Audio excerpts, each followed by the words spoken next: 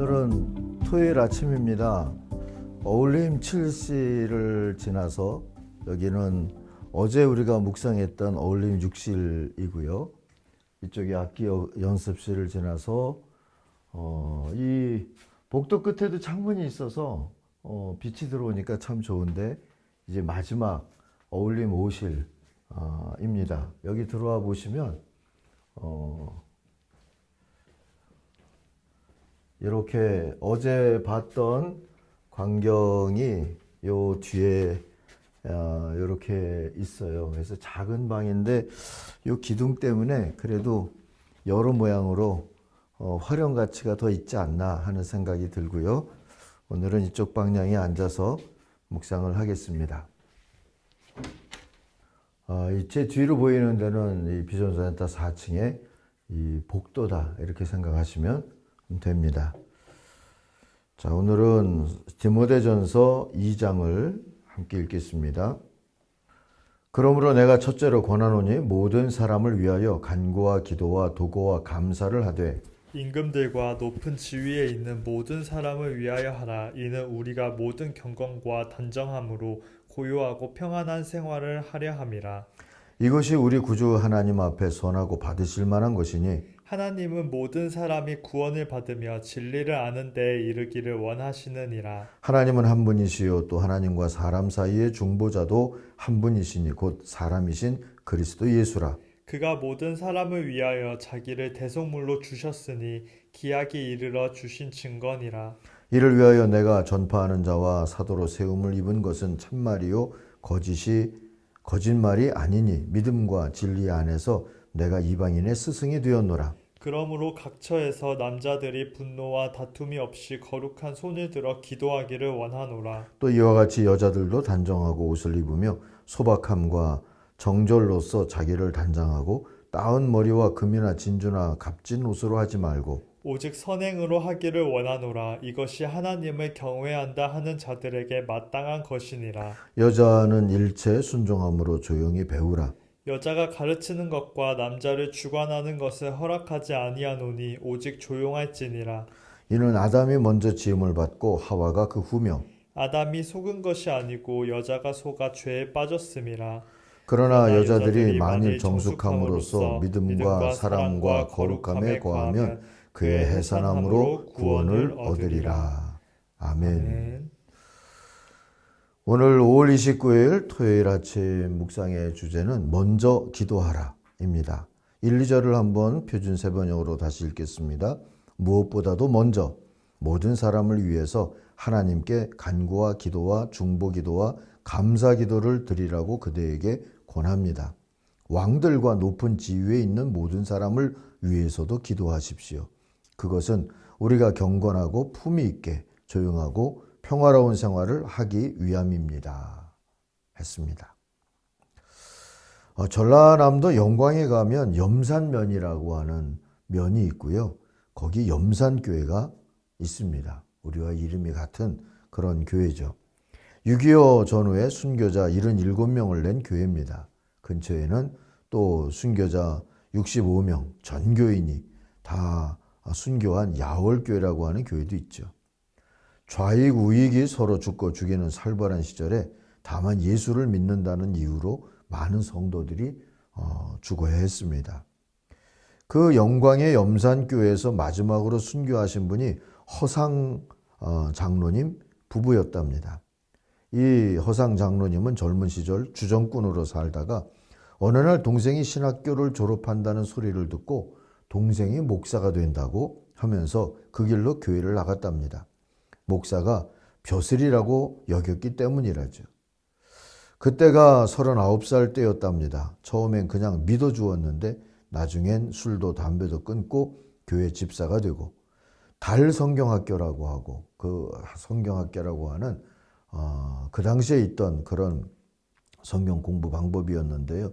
그 달 성경학교를 마친 후에 57살에 영광 땅에 와서 염산교회 전도사로 일하다가 은퇴하고 장로로 장립을 받았습니다. 이미 많은 교인들이 순교의 길을 간 후에 어느 날 이 빨치산들이 아내인 이순심 집사님과 함께 끌고 갔어요. 허장로님은 끌려가면서도 전도를 했답니다. 나 같은 늙은이까지 잡아가다니 젊은이들 참 안 됐소. 그러나 공산당 세상은 이제 끝나지 않았는가. 서울과 광주까지 국군이 진주했는데 이제 어디로들 가겠는가. 예수 믿고 회개하게. 예수 믿는 것들 징하다 하면서 찌르고 때리는 그런 빨치산들 앞에서 허장로님 부부는 죽어가면서도 기도를 했답니다. 우리는 이제 하나님 곁으로 갑니다. 저희들을 받아주시고 이들 철 모르는 젊은이들은 용서해 주십시오 하고요. 이 순교의 증언을 읽으면 마치 바울이나 스데반의 이야기를 읽는 것과 같습니다. 죽어가면서도 자신을 죽이는 자들을 오히려 불쌍히 여기고 그들에게 영원한 살 길을 권하는 이 순교의 삶이 너무 값지고 귀해 보이기까지 합니다. 그런데 가만 보면 죽임을 당하는 이 장로님 부부 안에는 평화가 있었고 죽이는 자들 안에는 오히려 두려움이 있지 않았나 싶습니다. 그 평화, 세상이 주지 못할 평화의 능력은 어디서 왔을까요? 그것은 영원한 생명을 위해 죽음의 길을 피하지 않을 뿐더러 그 영생을 나만이 아니라 너도 갖기를 바란다 하는 하나님의 소원을 이 장로님들도 품었기 때문이리라 생각이 됩니다. 그 하나님의 소원을 오늘 4절은 이렇게 전합니다. 모든 사람이 다 구원을 얻고 진리를 알게 되기를 원한다 하고요. 그 소원 때문에 하나님은 가장 귀한 걸 내주셨습니다. 5절에 나오는 것처럼 하나님과 사람 사이의 중보자로 오신 그리스도 예수입니다. 이런 사랑, 이런 그리스도의 오신 의미를 우리들이 알고 믿는다면 그리스도의 교회가 그리스도의 중보 사역을 위해 존재한다는 것도 믿어야 합니다. 그리고 그런 교회라면 하나님의 소원을 살아내고자 하는 비전도 갖지 않았겠습니까? 그리고 또 그렇다면 하나님의 소원대로 중보자요 중재자의 소명을 따라 기도하는 교회가 또 성도가 돼야지 마땅할 겁니다. 그래서 오늘 1, 2절입니다. 무엇보다 먼저 모든 사람을 위해 하나님께 간구와 기도와 중보기도와 감사 기도를 드리십시오. 그렇게 권면하고 있지요. 모든 그리스도인은 평화를 위해 일하는 사람, 다른 말로 하면 중보사역자, 하나님과 사람 사이에 중재를 꾀하는 사역자라고 볼 수 있습니다. 그렇다면 기도해야 합니다.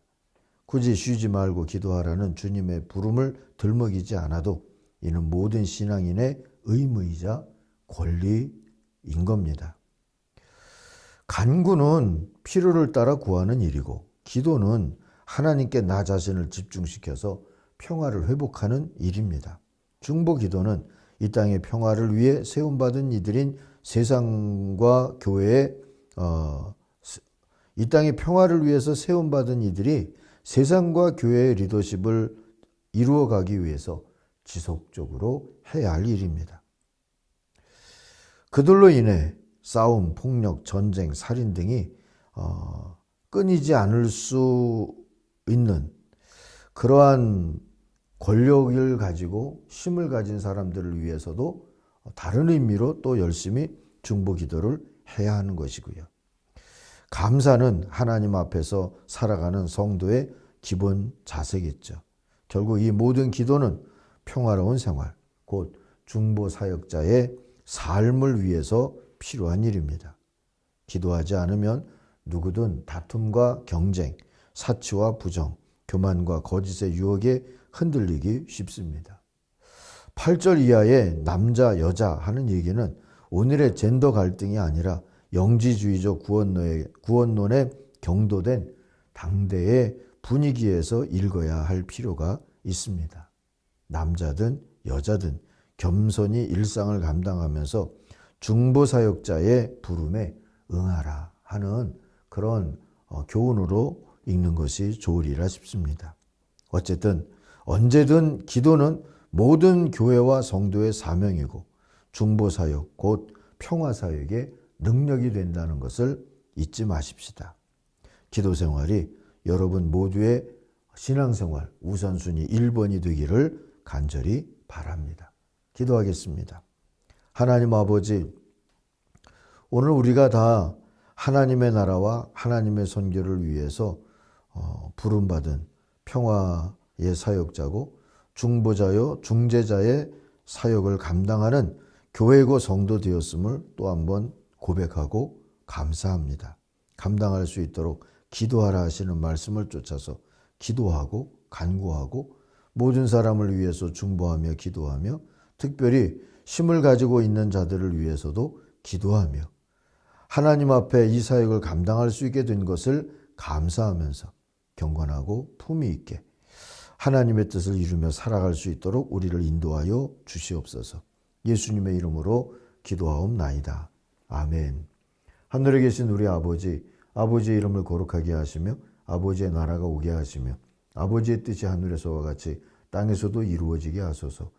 오늘 우리에게 일용할 양식을 주시고 우리가 우리에게 잘못한 사람을 용서하여 준 것 같이 우리 죄를 용서하여 주시고 우리를 시험에 빠지지 않게 하시고 악에서 구하소서. 나라와 권능과 영광이 영원히 아버지의 것입니다. 아멘. 기도하겠습니다.